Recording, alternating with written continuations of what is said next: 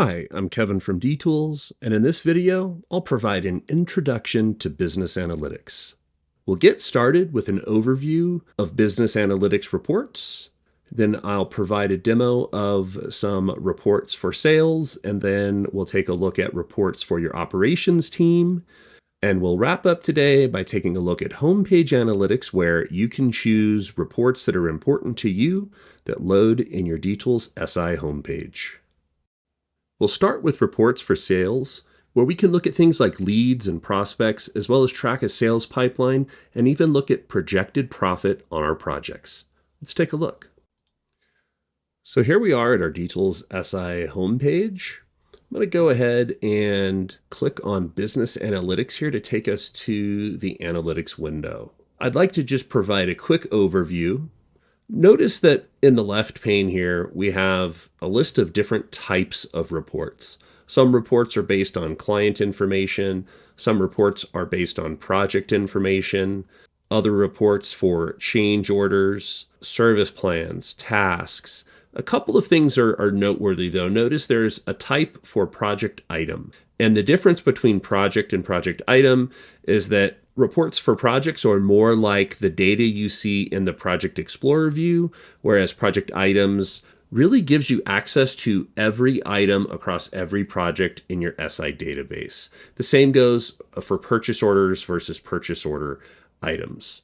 So let's go ahead and take a look at a few client reports. So notice things like leads count. Right, I'll just double click that and let the report run. And the idea here is it's showing me the number of leads based upon different users in my system. But something like Kevin's leads. So this is actually custom. I customized this, but it's based on standard reports that we have available, where it's showing me a list of leads that I am the owner for. And what that means is when we create a client record in SI and we are labeled as the owner of that record, we can report against that. And so a couple of things about how this report works. If I right click on it and I'll choose edit, you're going to see some options for the different data that we choose. So a list of data options here are on the left, and the data that is actually showing up in this report here is on the right. Notice there's some filters. It's pretty simple. We have any client that has the type of lead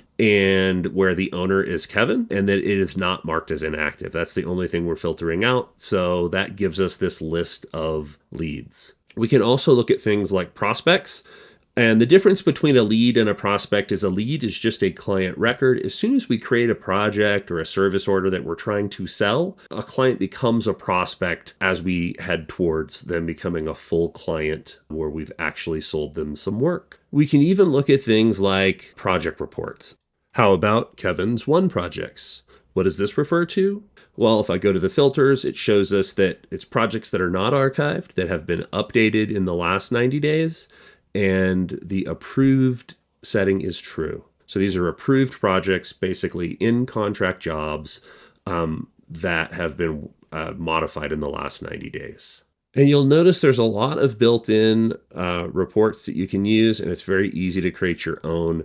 You can simply click New, and I generally use lists as opposed to charts and graphs, but I could do something like a list of project, and I'll give it a name. We'll just call this BA demo. And then notice on the left, we have an assortment of data fields available to us related to projects. So one example would be something like a projected profit report. So maybe I want to include information about the client, the project name, maybe the project number, how about the project status, and maybe the estimated close date. So that kind of gives me some idea of where we're headed. And then I can look at things like maybe the cost and the price. Down here, we also have the projected profit. Yeah, and I'll add those three. So let's take a look at that. It's very simple. I just add those data fields. And actually, I'm going to put a filter on here that I'm going to add in where the approved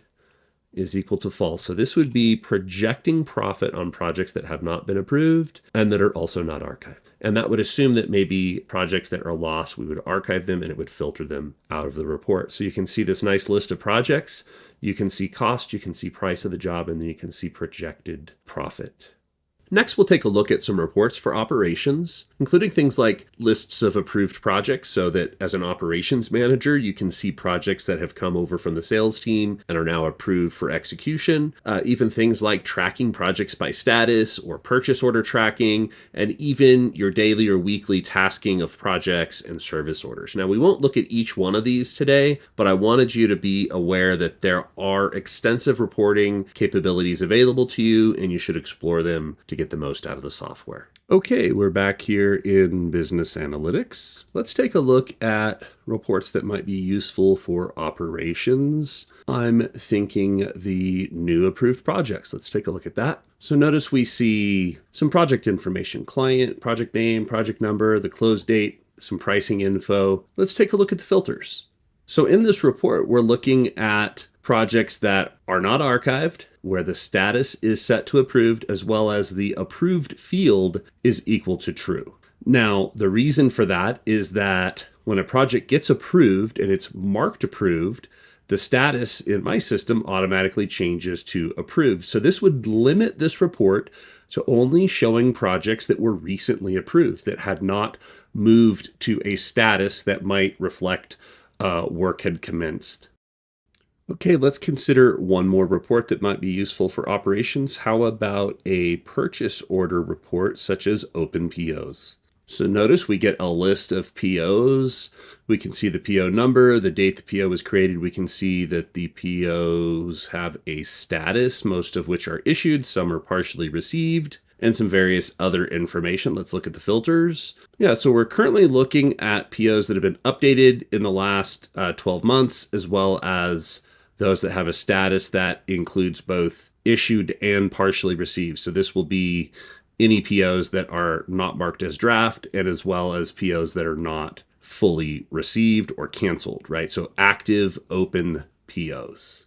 We'll wrap up this video with a quick review of Homepage Analytics. This feature allows you to choose specific reports that are loaded into your SI homepage. That way, when you open the software, the reports that are relevant to your role are automatically presented to you. From the Business Analytics page, I'm going to go ahead and click Homepage Analytics. Notice that on the left, we see the list of report types, and we can see the different reports. And on the right, this is where we'll see the reports that we choose. So let's say, for instance, that I would like to see Kevin's leads. I can go ahead and push that over. And maybe I also would like to see something like that BA demo report that we created. I'll go ahead and click Save.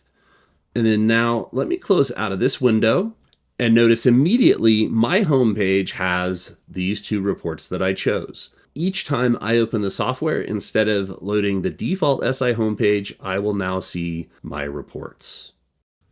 Now that you've been exposed to business analytics reports, to learn more, visit the System Integrator Help Center. It's located at docs.d-tools.com. When you get there, click Business Analytics to browse additional topics.